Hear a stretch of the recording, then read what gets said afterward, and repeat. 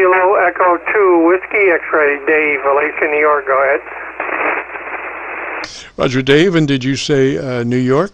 Did you say New York? Roger. I'm in Valancia, New York, in Columbia County, just south of Albany, New York. Go ahead. Yes, sir. What radio are you running, Dave? What radio are you running, Dave? The FTDX-5000.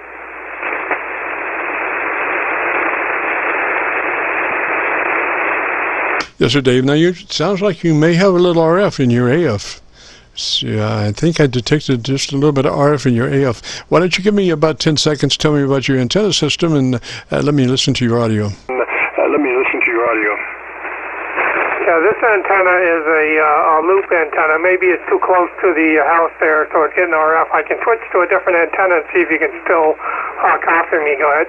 Yes, sir. Why don't you do that? Yeah, can you do it on the fly, like 1, 2, 3, switch 4, 5, 6? 1, 2, 3, switch 4, 5, 6. Yeah, this is the other antenna there now. Is that any better? Go ahead. Might be a tad worse. Might be just a tad worse. It does sound like RF in the AF. If you would, why don't you turn your power amp off and let me listen to you that way. Yeah, I have no amplifier, just the radio itself there. Go ahead. I see. Well, it does sound interesting. What kind of mic are you running there? I got I think it's MD100. I see. Wouldn't you happen to have a hand mic around anywhere? You might be able to slip on that and see if that what that does. Yeah, okay. I'll just get the hand mic there that came with it. Go ahead. Yes, sir. Why don't you go ahead and flip over to that mic and let me hear you.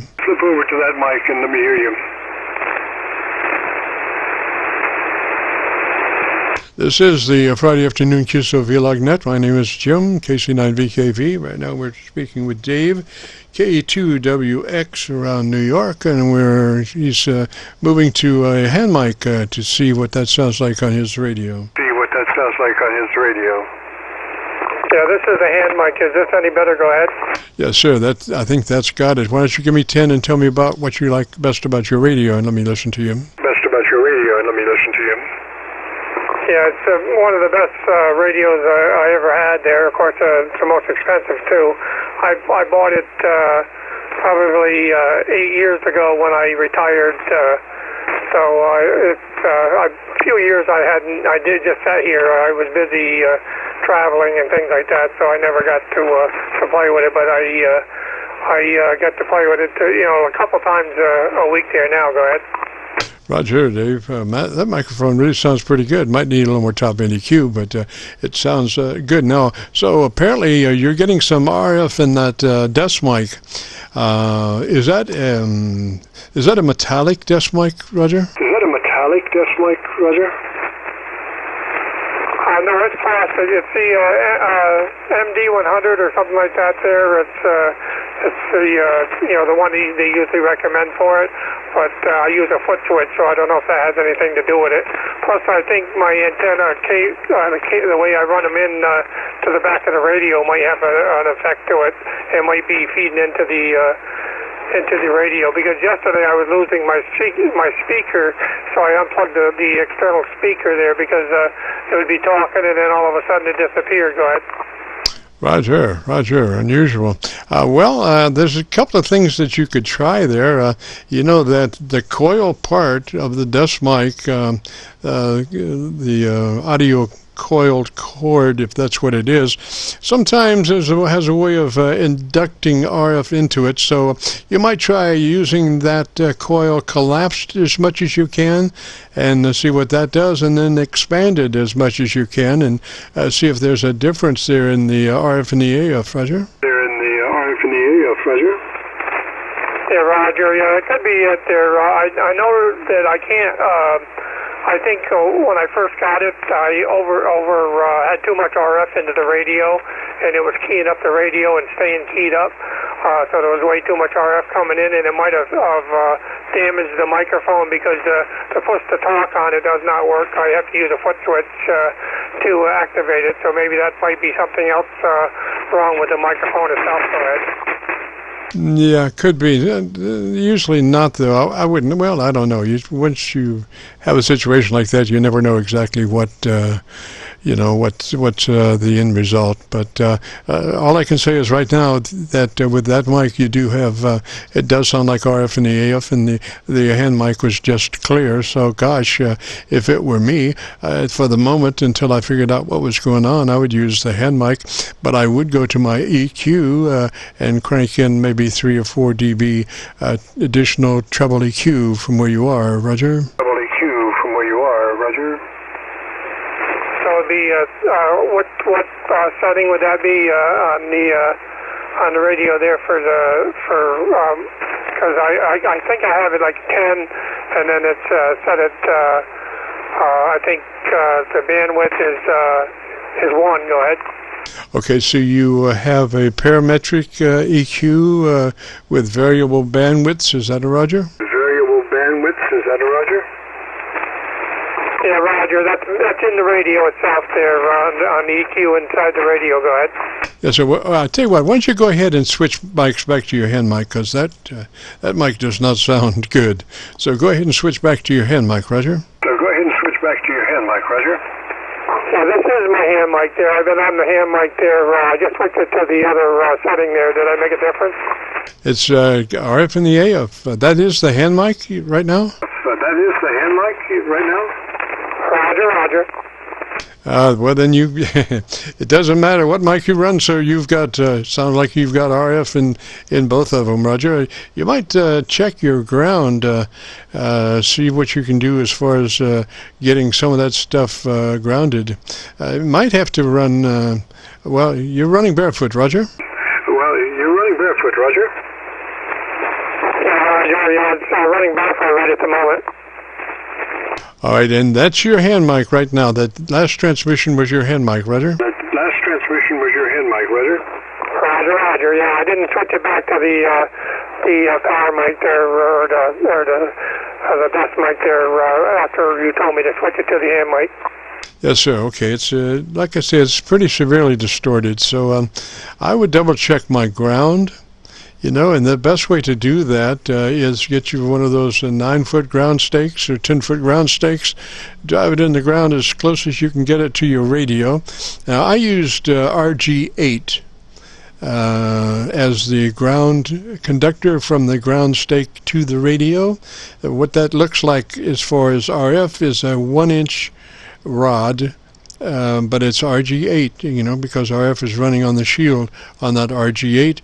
So you, just clamp that RG8 to your ground, then take it to your radio. Now, what I did also was I used a split bolt, and I put all my grounds in one place on that ground lead to the ground pole through a split bolt, and different lengths, because you don't want the same lengths on all the radios, because you'll start getting sometimes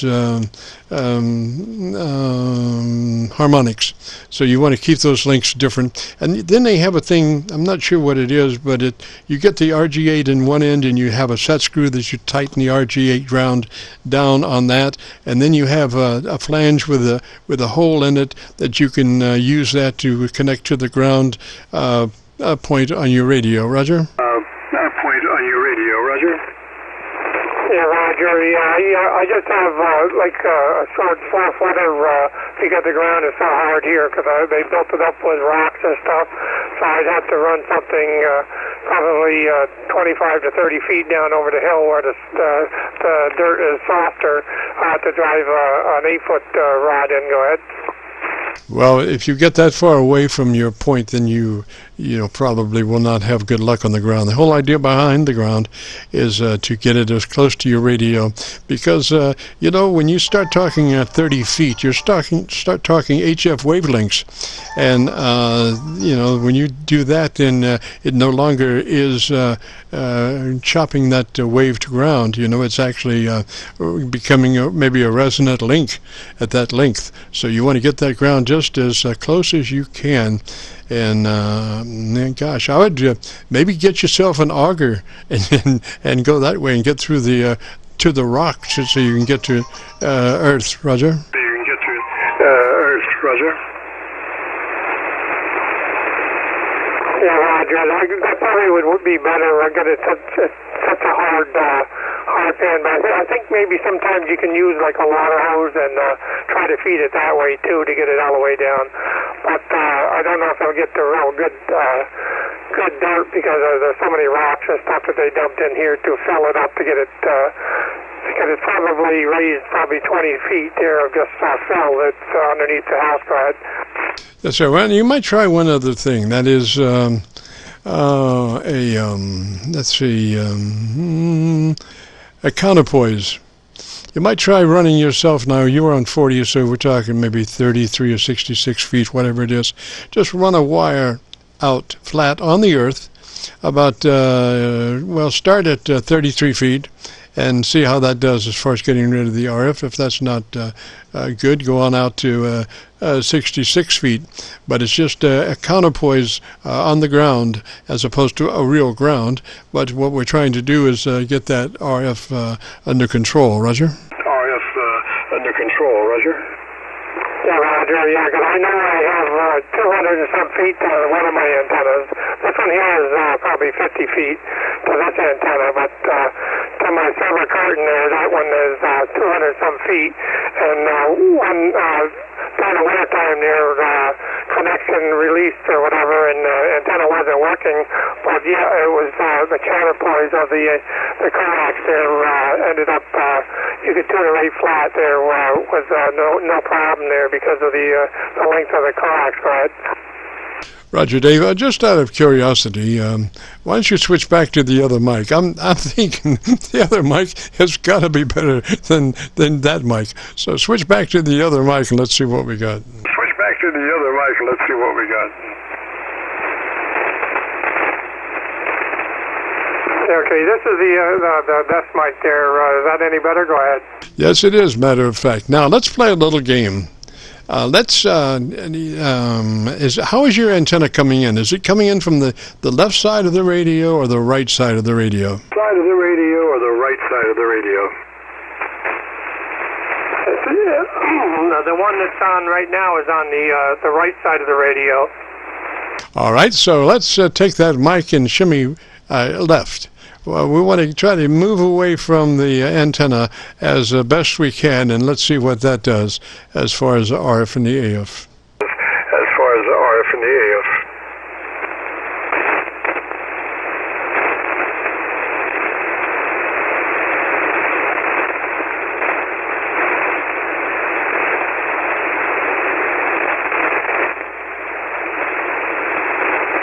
Should I change anything? Go ahead. Sounded pretty good. Why don't you give me 10 on the subject of your choice? Why don't you give me 10 on the subject of your choice?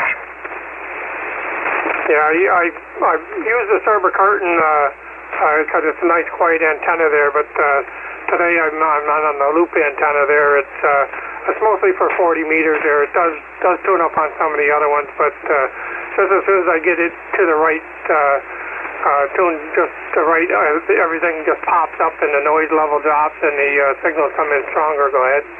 All right, so make a note of exactly where you are and exactly how you're holding the microphone. The noise, the RF and the AF is a minimum there. There's just a tad there, and if I hadn't heard the worst part of it, I might not be able to detect it as RF and the AF. So make a note to right where you are is where you want to be until you can resolve the problem, and use that microphone held exactly the way that you just did. Roger? Exactly the way that you just did, Roger.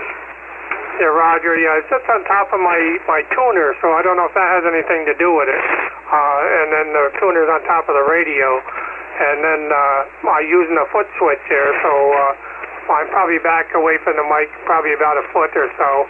So it seems to work pretty good this way. Go ahead.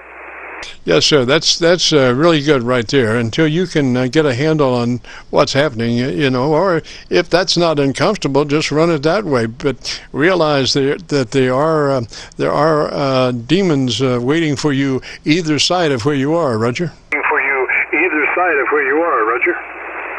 Yeah, Roger. Yeah, I used to have a lot of problems with the RF before. I think I burned up both my amplifiers because of it. Because it was getting into it, and I didn't realize that when I just run, thinking probably around 50 to 75 watts there with the radio there with this antenna and stuff, and it's just outside the shack a little ways there, so it probably is causing the RF getting into it, because it's probably following the soffits or something like that there, because that's all metal. It might be radiating back towards the radio there. Go ahead. Well, Roger, Dave. Well, all I can say is, buddy, you try to get you a closer ground, and if you have to get an auger to do that, go ahead and do that, because it'll be well worth it to get that ground close to you through the rocks, whatever it has to be. And it's not unusual for some folks to water their ground. Believe it or not, there are some folks that have to water their ground for conductivity. Roger. For conductivity, Roger. Yeah, Roger. I've always had two there. I had, when I lived in Ticonderoga, I actually had it connected to my sub pump, the pipe in my sub pump, because it was watery ground, because I was just one block away from Lake George, and the groundwater from Lake George was coming into my basement, and I had to have the pump going 24/7, 165 days a year there, because the ground level was to my basement was always feeding in, and it ran more in the springtime, but all year round, and you had to make sure you had power running. Go ahead. Yes, sir. Well, Dave, I think we've done about as much damage as we can do. Just take a picture of yourself and put yourself right back there when you're on the radio. That your RF and the AF is very minimal at where you are. And if you want to hear your audio, Dave, if you go to YouTube, do a call letter search for KC9VKV, that's Kilo Charlie 9, Victor Kilo Victor, followed by the word logbook. That will take you to this recording, and we'll have it uploaded by noon tomorrow. Roger? Uploaded by noon tomorrow. Roger? Yeah, Roger. Yeah, I'll take it a try there. I don't have internet myself, but I might be able to get a hold of, maybe with my phone or something, go on the YouTube there and look for it there. And then listen to it there, so possibly I'll be able to hear it there. Thank you. Roger, Dave. All right, buddy. Let me say 73 to you. You have a great afternoon, beautiful weekend, and if you get a chance, join us next Friday. And right now I see by the clock on the wall, there's a dead fly. Ooh, we got to get out of here. We're 10:05 being a pumpkin, so we will be returning this frequency back to normal amateur radio use. This is a Kilo Charlie 9, Victor Kilo Victor, clear. Clear. 73, Jim. K2WX will be clear. Bye-bye for now.